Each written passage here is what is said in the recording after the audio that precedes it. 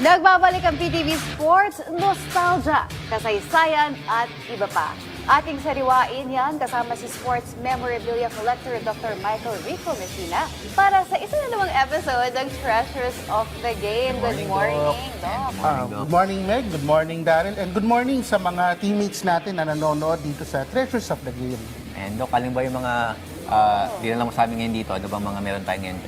O ano, Daryl, Meg, no? Nitong mga nakaraang mga linggo, medyo nakafocus yung balita natin sa Senado, no? So for today, this episode of Treasures of the Game, ang i-feature naman natin ay dalawa sa mga prominenteng basketball player na naging senador ng Republika ng Pilipinas. Ako, sino ba yan, Doc? Sino-sino to? Meron akong familiar face May na nakita nakita lang akong dito. familiar eh. Pero sige, Doc, kayo na po magsimula. So siguro we'll go chronologically na. So una, ang unang basketball superstar natin na naging senador eventually ay si Sir Ambrosio Padilla. So familiar ba kayo, Ma'am Meg? Sir Daryl, kay Ngayon ko lang Mr. siya Padilla? Ngayon ko lang siya narinig, Doc. Si Ano Ambrosio yun? Padilla. Pero syempre, i-enlighten tayo at i-educate tayo ni Doc about him. So ngayon, before nung Asian Games, meron tayong tinatawag na Far Eastern Games. So siya yung forerunner ng Asian Games na tinatawag natin ngayon.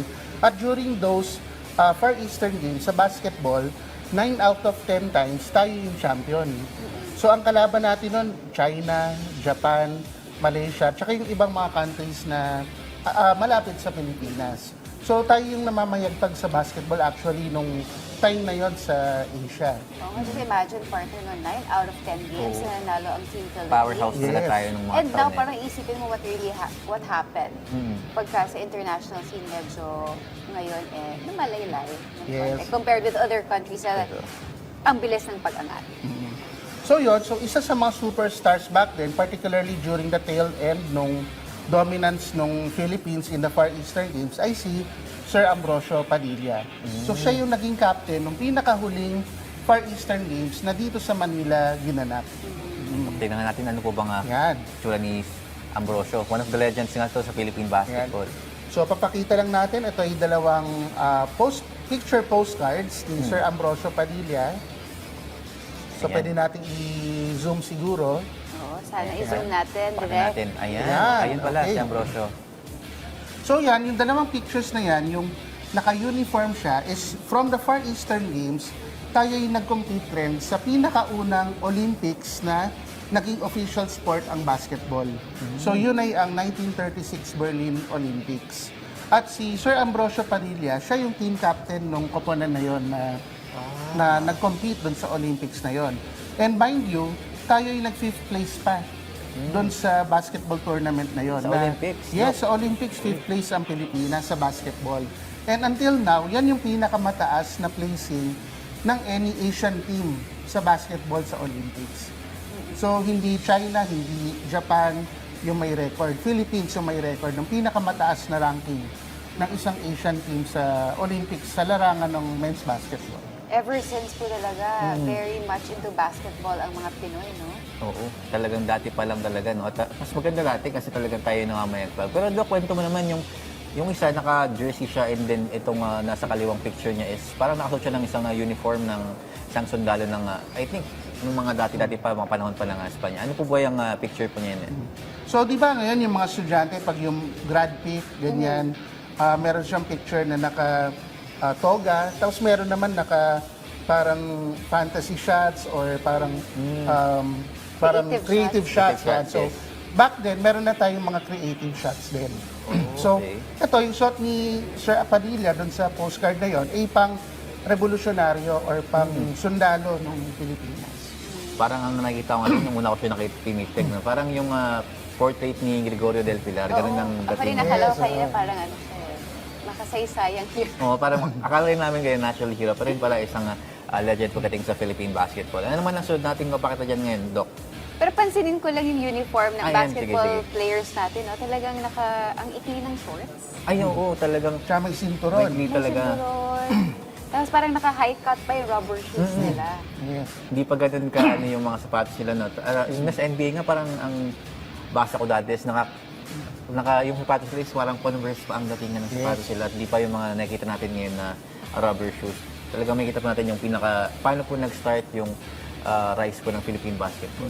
So, yung isang mahalaga rin na makikita natin doon sa pinakitang picture kanina is that yung very simplistic yung itsura ng uniform natin. So, ngayon, di ba, may mga sponsor na nakalagay sa... Very colorful. Very colorful. May sponsors na nakalagay doon sa uniform. Pero back then, okay na yung flag or yung seal ng Pilipinas tsaka yung numero ng player. Yun na yung nakalagay doon sa ating jerseys ng mga members ng national team. Sa Doc, dati ba talagang numbers lang yung nakalagay? Kasi usually pag nakikita ko, parang wala pa yung mga names tinod sa likod. Oo, hanggang mga 1970s to 1980s, number lang yung nakalagay doon sa likod. Buti hindi nahihirapan yung mga Ayun nga, commentator, di ba? Habang Yung mga naglalaro coach, sila oo. kung wala yung last name. Pero may reason po ba doon, Doc, bakit during the early days po ng Philippine basketball is hindi po nilalagay yung mga names, numbers lang?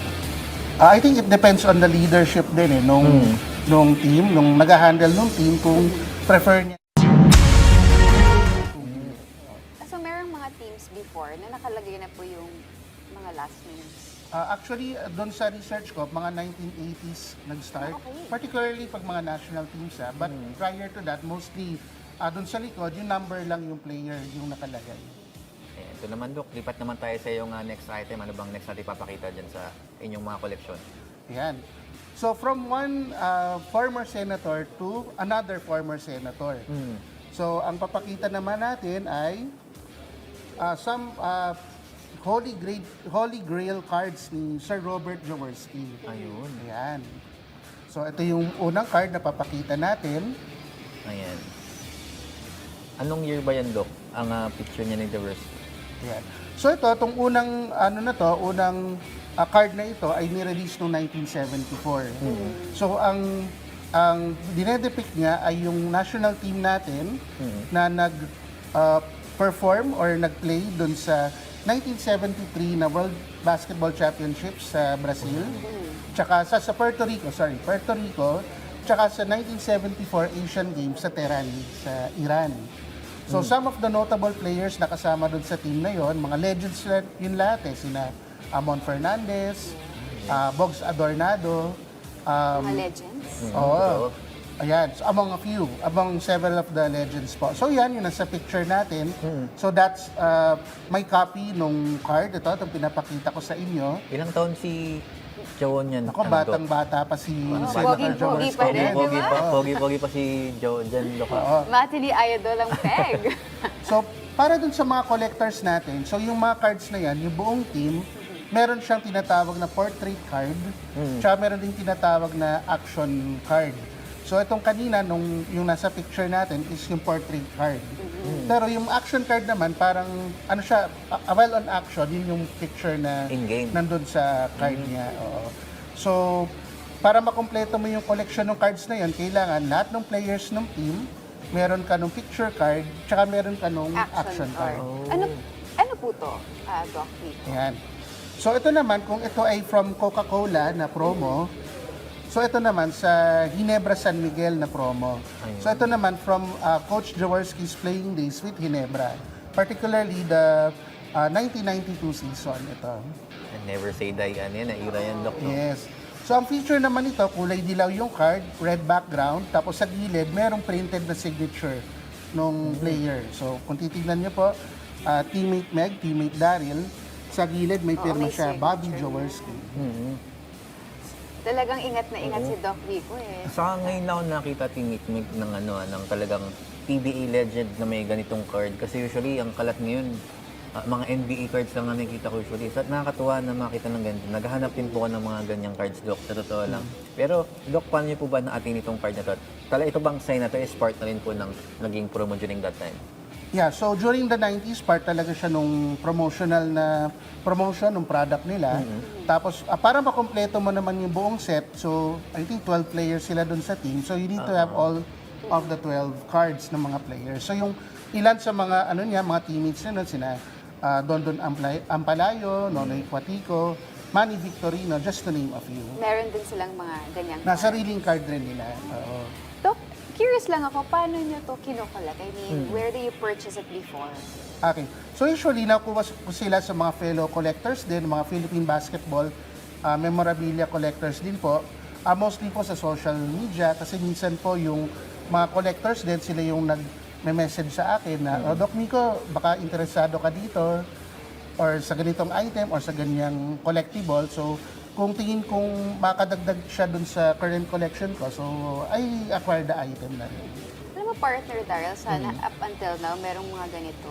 Para sa mga collectors gaya ni Doc Rico, mag-continue on yung ganitong collections. Tama, kasi ito yung kumbaga yung mga items na ito yung nag-reflect yung kung paano ba nag-evolve yung Philippine sports. At may kita natin syempre kung paano ba talaga yung mga legends, especially lalo na sa PBA, no, kami hindi na namin naabutan yan, Teammate Meg. At dito na lang namin din nakikita sa mga highlights and yung mga items na to, yung reminder kung gaano nga talaga sila ka-dominant during their time. Doc Rico, curious lang ako, ngayon po ba meron pang mga cards sa May mga mga nakalabas current po ba ng ganitong players? Currently? Yes. I think yung last na naglabas ng, I think hindi cards, stickers. Naglabas yung PBA ng stickers. I think 2015 to 2018 yan. Naglabas sila noon.